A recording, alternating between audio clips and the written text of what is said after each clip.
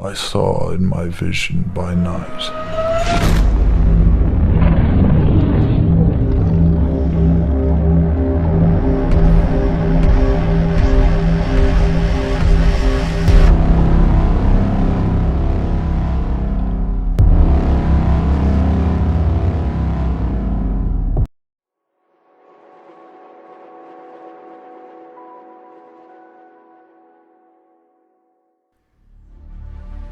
In the first year of Belshazzar, king of Babylon, Daniel had a dream and the vision of his head upon his bed.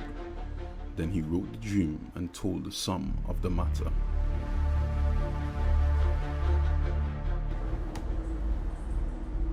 Daniel spake and said, I saw in my vision by night, and behold, the four winds of heaven strode upon the great sea, and four beasts came up from the sea, diverse one from another.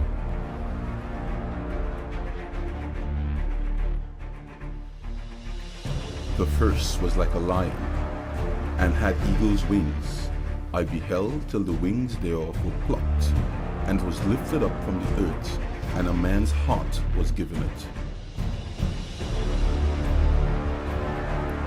And behold, another beast, a second, like to a bear, and it raised up itself on one side, and it had two ribs in the mouth of it between the teeth of it. And they said thus unto it, Arise, devour much flesh.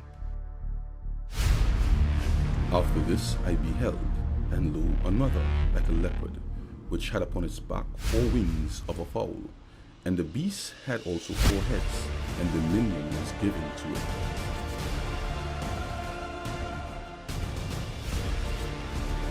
After this I saw in the night vision, and beheld a fourth beast, dreadful and terrible and strong exceedingly. And it had great iron teeth it devoured, and brake in pieces, and stamped the residue with the feet of it. And it was diverse from all the beasts that were before it, and it had 10 horns. I considered the horns, and behold, there came up among them another little horn, before whom there were 3 of the first horn plucked up by the roots. And behold, in the horn were eyes like the eyes of man, and mouth speaking great things.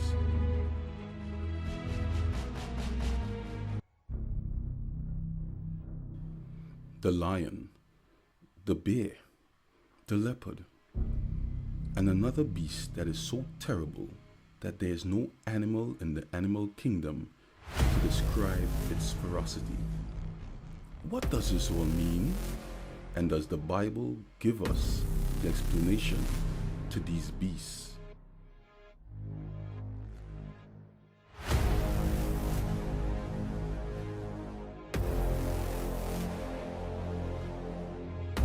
These great beasts, which are four kings, which shall arise out of the earth. But the saints of the Most High shall take the kingdom and possess the kingdom forever, even forever.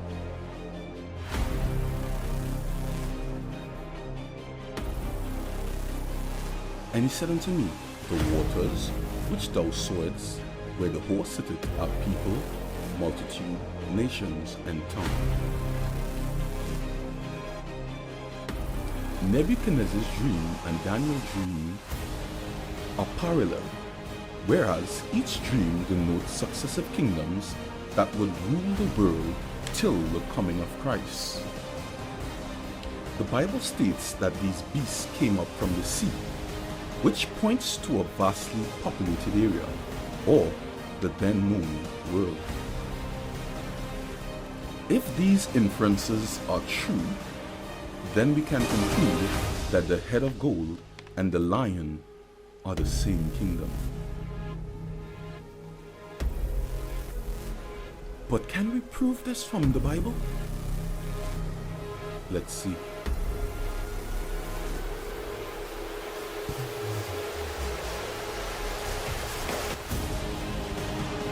In that night was Belshazzar, king of the Chaldeans, slain, and Darius the Median took the kingdom, being about 80 and 2 years old. The Medo-Persian army under Darius conquered Babylon, the head of gold, or the lion, bringing in the second successive kingdom.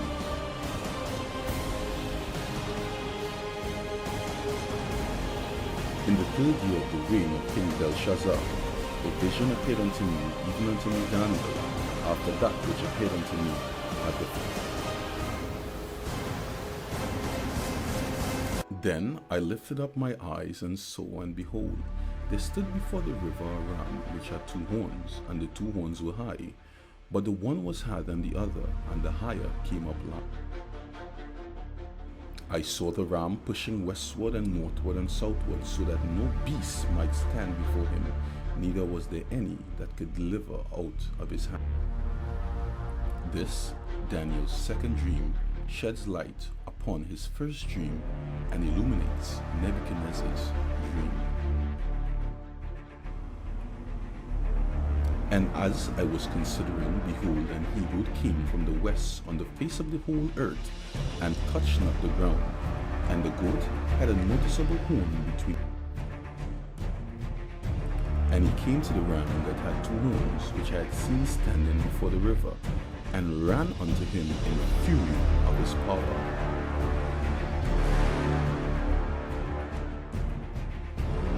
Therefore the he-goat waxed very great, and when he was strong, the great horn was broken, and for it came up 4 noticeable ones towards the 4 winds of heaven, and out of one of them came forth a little horn, which waxed exceedingly great. And it waxed great, even to the host of heaven, and it cast down some towards the hosts and of the stars to the ground, and stamped upon them. Yea, he magnified himself even to the prince of the host, and by him the daily sacrifice was taken away, and the place of his sanctuary was cast down. And this is the interpretation of the dream. The ram which thou sawest having 2 horns are the kings of the Medes and Persians, and the rough goat is the king of Grecia, and the great horn that is between his eye is the first king.